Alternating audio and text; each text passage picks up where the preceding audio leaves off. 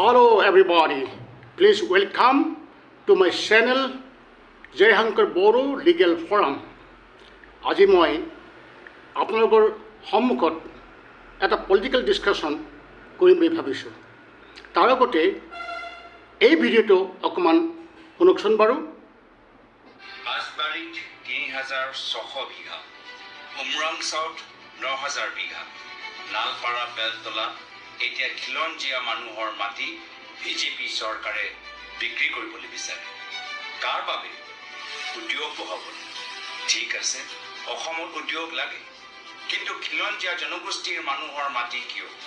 BJP চৰকাৰৰ মন্ত্ৰী বিধায়কসকলৰ পৰিয়ালৰ যে হাজাৰ হাজাৰ বিঘা মাটি আছে, সেইখিনি মাটি তেওঁলোকে বিক্ৰী কিয় নকৰে? মুখ্যমন্ত্ৰী মন্ত্ৰীৰ পৰিয়ালৰ মাটিৰ য'ত তেওঁলোকে ৰিজৰ্ট বনাইছে, বাগান বহাইছে, সেইখিনি মাটি তেওঁলোকে উদ্যোগৰ কাৰণে কিয় ব্যৱহাৰ নকৰে? মাত্ৰ বিভিন্ন জনগোষ্ঠী জনজাতিৰ মানুহৰ যি বছৰে বছৰে ধৰি তেওঁলোকৰ পৰিয়ালৰ বসবাস কৰিছিল, সেইখিনিয়ে মাটি কিয় পাইছে? বাৰম্বাৰ খিলঞ্জীয়া মানুহৰ অধিকাৰৰ বাবে প্ৰাক্তন চৰকাৰে ফৰেষ্ট ৰাইট এক্ট আনিছে। গতিকে আপোনালোকে এই ভিডিঅ'টো শুনিলে আৰু ইতিমধ্যে চাগে আপোনালোকে ছ'চিয়েল মিডিয়াত এই ভিডিঅ'টো পাইছে। এতিয়া মাই কুৱেশ্যন ইজ দিছ, যে সঁচাকৈ আমাৰ অসমৰ যিখিনি এগ্ৰিকালচাৰ লেণ্ড, খেতি মাটি যিটো সঁচাকৈ ক্ৰমান্বয়ে নাইকিয়া হ'বলৈ গৈ আছে নেকি বাৰু? Is a question. এই কুৱেশ্যনটো অকল মোৰ নহয়, অন্য বহুতৰে মনত এইটো এটা কুৱেশ্যন সদায় জাগি থাকে। আমি যিটো বৰ্তমান সময়ত যিটো দেখিছোঁ যে এই বিজেপি গভৰ্ণমেণ্টে অসমত যিটো বিজেপি গভৰ্ণমেণ্ট চলি আছে, তেওঁলোকে এডভান্টেজ আছামৰ গইনা লৈ তেওঁলোকে ডেভেলপমেণ্ট কৰিব ওলাইছে, বিভিন্ন উদ্যোগ স্থাপন কৰি পেলাই।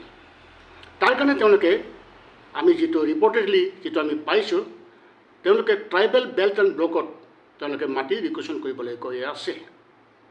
কিন্তু I am of the view that আমাৰ যিখিনি খেতি মাটি ইতিমধ্যে শেষ হৈছেই, শেষ হ'বলৈ গৈ আছে, আৰু যদি গভৰ্ণমেণ্টে অকল ট্ৰাইবেল বেল্ট এণ্ড ব্লকত ট্ৰাইবেল মানুহৰ মাটিখিনি খালী কেপচাৰ কৰিবলৈ লয়, তেতিয়াহ'লে what will be the fate of the tribal people? আমি ক'ত যাম? I being the tribal people, মই এজন ট্ৰাইবেল মানুহ হিচাপে মই সদায় এইটো আমি ভয় পাওঁ যে আমাৰ যিখিনি ট্ৰাইবেলৰ মাটি in the tribal belt and block শেষ হ'বলৈ গৈ আছে। গতিকে এই যিটো প্ৰৱণতা যে আমাৰ মাটি বাৰী বাহিৰৰ মানুহ বনীয়া গোষ্ঠী কিনি পেলাই লৈ গৈ আছে, is a matter of big concerned. মই ইতিমধ্যে আগতে এটা প্ৰস্তুত কৰিছিলোঁ যে আমাৰ যিটো land law of Assam very complicated, everybody can purchase land. গতিকে মাটি বাৰী খেতি মাটি মানুহবিলাকে কিনি পেলাই তেওঁলোকে এগ্ৰিকালচাৰৰ পৰা নন এগ্ৰিকালচাৰ কৰিছে, আৰু তাত বিল্ডিং বা কিবা ইণ্ডাষ্ট্ৰী পাতিবলৈ গৈ আছে, পাতিছে। তেনেকুৱা ধৰণৰ আমাৰ মাটি বাৰী চেছ হৈ গৈ আছে। বিশেষকৈ I being the men of South Kamrup, দক্ষিণ কামৰূপৰ মানুহ হিচাপে মই লক্ষ্য কৰিছোঁ, আমাৰ এণ্টায়াৰ দক্ষিণ কামৰূপৰ যিটো এৰিয়া, এই খেতি মাটি চেছ হ'বলৈ গৈ আছে।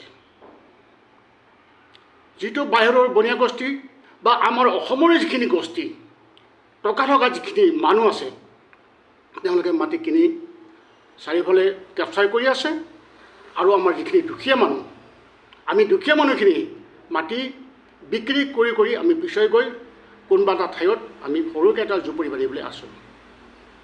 বিশেষকৈ এই প্ৰৱণতাটো মই দেখিছোঁ in the area of tribal belt and block.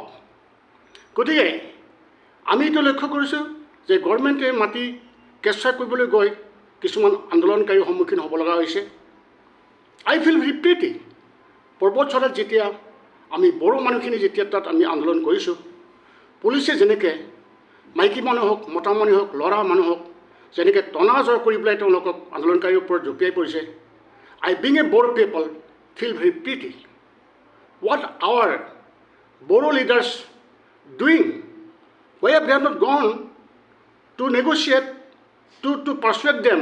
কিয় তেওঁলোকে তেওঁলোকৰ লগত বহা নাই? কিয় তেওঁলোকে বড়ো লিডাৰখিনি কি কাৰণে বহি আছে, কিয় তেওঁলোকক বুজনি দিব পৰা নাই যে তেওঁলোকে পুলিচ লগাইছে, পুলিচে টনা আজৰা কৰিছে আৰু আমি বড়ো লিডাৰবিলাকে আমি চাই আছোঁ। Very shameful matter. গতিকে I being a Bodo people feel very pretty. আৰু বিশেষকৈ দক্ষিণ কামৰূপৰ এজন বড়ো মানুহ হিচাপে আমাৰ যিখিনি ট্ৰাইবেল পিপল আছে, not only tribal, non tribal also', যিখিনি মাটি বাৰী, আমাৰ যিখিনি বনীয়া গোষ্ঠী হওক বা আমাৰ যিখিনি পলিটিকেল লিডাৰ যাৰ ইতিমধ্যে টকা হৈছে, তেওঁলোকে মাটি কিনি পেলাই পূৰা তেওঁলোকে মাটিৰ সাম্ৰাজ্য গঢ়ি আছে আৰু আমাৰ দুখীয়া মানুহখিনি মাটি বিক্ৰী কৰি কৰি পিছুৱাই গৈ আছে। এইটো এক্সপিৰিয়েঞ্চ, এইটো আমি দেখি আছোঁ দক্ষিণ কামৰূপতে। গতিকে আমি কিয় আমি এনেকুৱা ধৰণৰ মানুহৰ পাল্লাত পৰি পেলাই আমি তেওঁলোকক আমি ছাপৰ্ট কৰিম?